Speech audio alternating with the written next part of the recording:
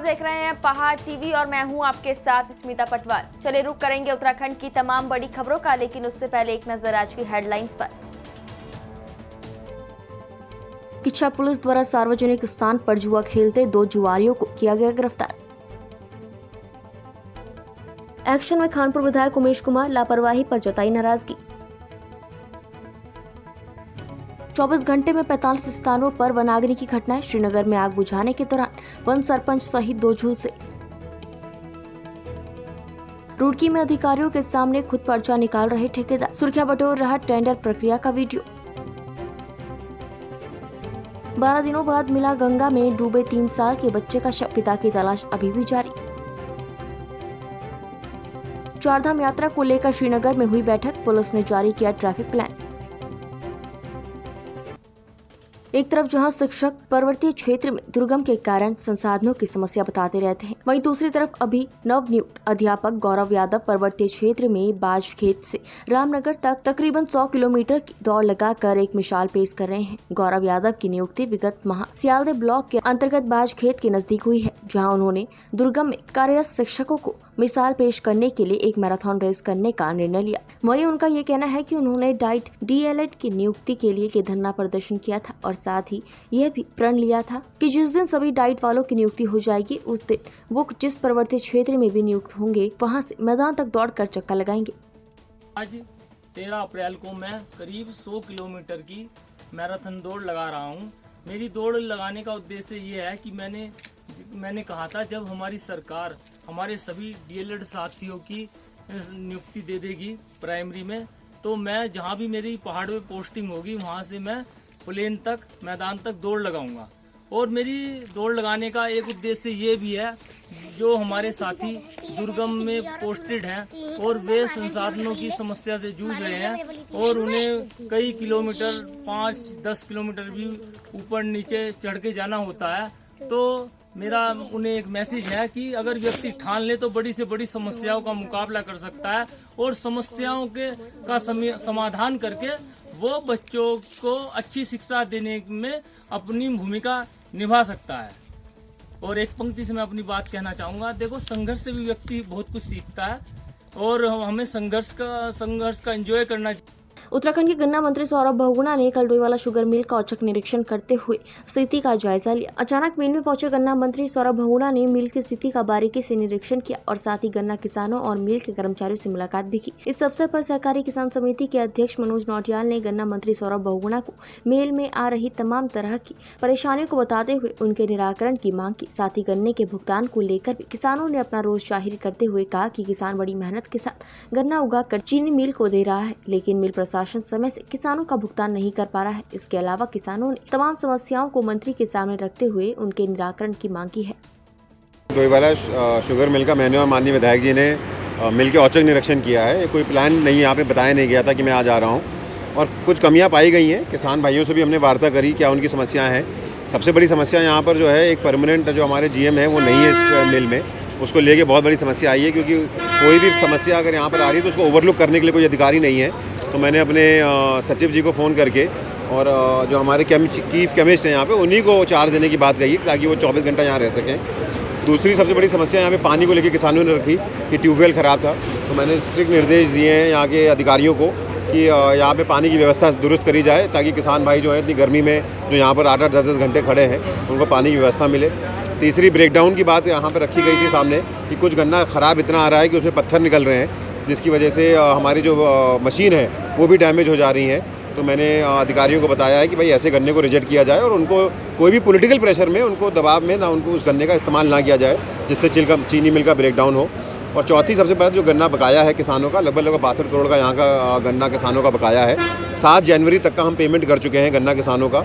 जो बकाया है उसके लिए मैंने अपने अधिकारियों को स्पष्ट रूप से आदेश दे रखे हैं कि 45 दिन के अंदर अंदर एक फार्मूला बना के उनका गन्ने बकाया देना शुरू कर। शुगर मिल स्टार्ट हुई है, शुरू में इसने बहुत अच्छा यहाँ पर कार्य किया, परंतु पिछले 2-3 महीने से स्थिति ऐसी गंभीर हुई है कि किसान अभी भी हाथ में इतनी ज़्यादा पर्चियाँ लेकर बैठा हुआ, क्योंकि जब पर्ची मिलनी थी किसान को तब मिल नहीं पाई। रीज़न ये था कि जो ये पेराई करती है, क्रेसिंग करती है 25,000 कुंटल की, आज ये मात्र 14,000-15,000 पर पहुँच गई है। इतनी बुरी दशा इस मिल की हो चुकी है कि किसान कहाँ जाए या कर्मचारी कहाँ जाए। आज हमारी पीड़ा कई दिनों से थी, लेकिन आज माननीय गन्ना मंत्री जी का यहाँ पर विजिट था और जैसे हम लोगों को पता लगा, हम किसान लोग यहाँ पहुँचे और अपनी बात रखी। जो हमारा गन्ना आज 13 अप्रैल हो चुकी है और 7 जनवरी तक अभी पेमेंट दिया मिलने, हमें हमारा गन्ना मूल्य भुगतान किया जाए, ये हमारी दूसरी मांग थी। तीसरी मांग थी हमारी कि जो ये गन्ने जो शुगर मिल है हमारी, इसकी स्थिति बड़ी दयनीय है। इसमें जो 128 करोड़ का DPR पीछे तैयार किया था, उससे इसका नवीनीकरण किया जाए। कानपुर के तुगलपुर गांव में औचक निरीक्षण पर निकले विधायक Umesh Kumar full action mode में नजर आए। आपको बता दें कि PWD विभाग के अधिकारी भी मौके पर मौजूद थे। जब कार्य की गुणवत्ता जांची गई तो खानपुर विधायक उमेश कुमार द्वारा लापरवाही पर घोर नाराजगी व्यक्त की गई। कई किलोमीटर बन रहे नाले निर्माण में घटिया सामग्री लगाई जा रही थी। विधायक उमेश कुमार ने अधिकारियों को मौके पर बुलाकर सारी पोल खोली और जो नाला निर्माण तुगलपुर से दल्लावाला तक बन रहा था, उस नाला निर्माण को तत्काल बंद करने के आदेश भी दिए। किच्छा पुलिस द्वारा सार्वजनिक स्थान पर जुआ खेलते हुए 2 जुआरियों को गिरफ्तार किया गया है। साथ ही जुआरियों से 1 लाख से अधिक की नकदी बरामद की है। आपको बता दें कि पुलिस को सूचना मिली थी कि किच्छा गैस गोदाम के पास से जुआ चलाया जा रहा था। पुलिस ने छापा मारा तो देखा कि 2 व्यक्ति जुआ खेल रहे थे, जिन्हें टीम ने पकड़ लिया। पुलिस ने उनके पास से 81,930 रुपए की नकदी बरामद की है। गिरफ्तार आरोपियों के खिलाफ कार्रवाई कर जेल भेज दिया गया है। देखिए, कल मुखबिर द्वारा सूचना मिली गई कि एक सट्टे की खाईबाड़ी 2 व्यक्ति कर रहे हैं, जिस पर तत्काल पुलिस को भेजकर 2 व्यक्तियों को गिरफ्तार किया गया। उनके पास 1,05,100 रुपये बरामद किए गए हैं, जिनको विरुद्ध आवश्यक कार्रवाई की जा रही है और गिरफ्तार करके जेल भेजा जा रहा है। किसी भी कीमत पर अवैध कार्य शहर में नहीं होने दिए जाएंगे। सर, कितने पैसे उनमें पकड़े गए हैं? 1,05,100 रुपये। सर, कोई आपराधिक इतिहास उनका पता किया जा रहा है और अन्य थानों में भी पता किया जा रहा है। ये अभियान के द्वारा अभियान चलाया जा रहा है और नशे के खिलाफ अभियान भी चलाया जा रहा है।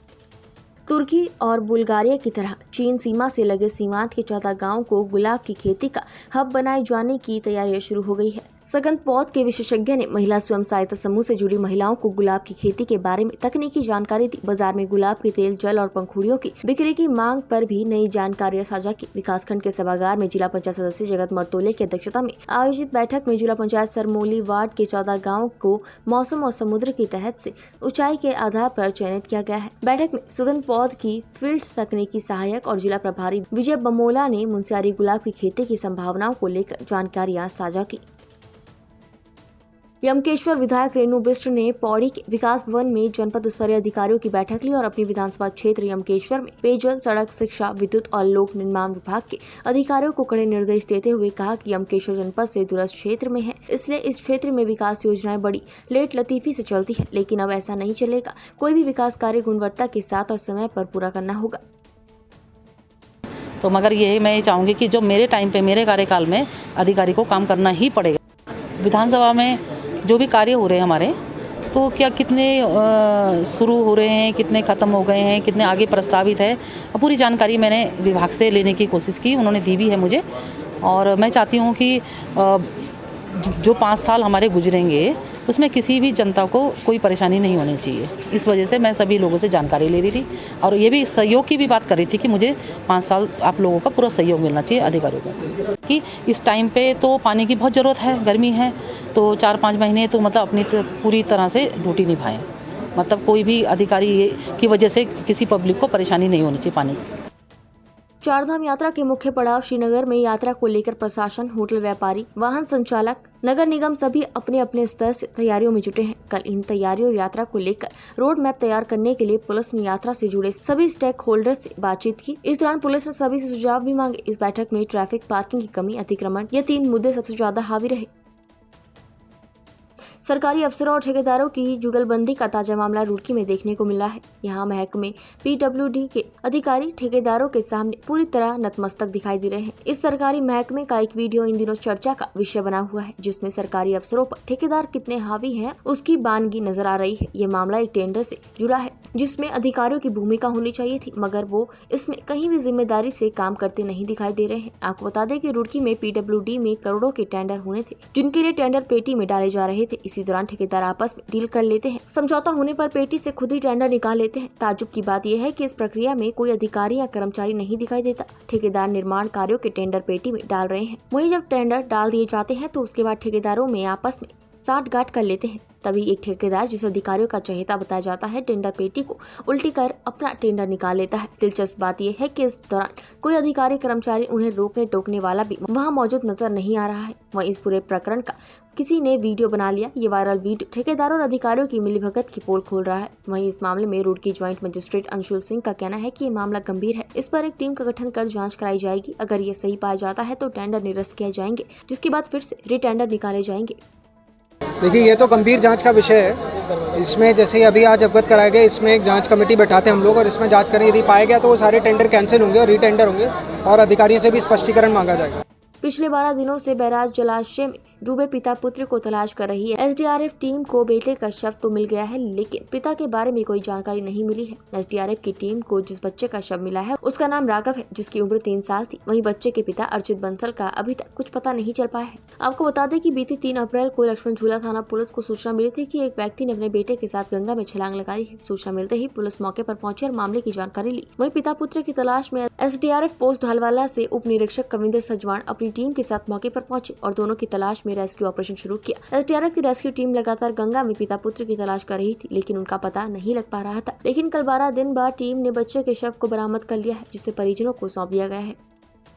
उत्तराखंड के गन्ना मंत्री सौरभ बहुगुणा ने कल लक्सर शुगर मिल का दौरा किया। इस दौरान मौके पर पहुंचे खानपुर के विधायक उमेश कुमार किसानों की समस्या बताने लगे, तो मौजूद मिल प्रबंधन द्वारा बुलाए गए लोगों ने बेवजह विरोध करना शुरू कर दिया, जिसके बाद खानपुर विधायक उमेश कुमार ने इन लोगों को आड़े हाथों लेते हुए जमकर लताड़ा। उमेश कुमार ने बताया कि शुगर मिल कुछ दलालों की मिलीभगत से किसानों का शोषण कर रही है। उन्होंने बताया कि यहाँ शुगर मिल में लगातार घटतोली की समस्या बनी रहती है और किसानों की ट्रैक्टर ट्रॉलियों को कई घंटों तक लाइन में लगाकर बेवजह परेशान किया जाता है। विधायक उमेश कुमार ने बताया कि उनके क्षेत्र किसानों की सभी समस्याओं का समाधान किया जाएगा, चाहे इसके लिए उन्हें कितना भी बड़ा आंदोलन करना पड़े।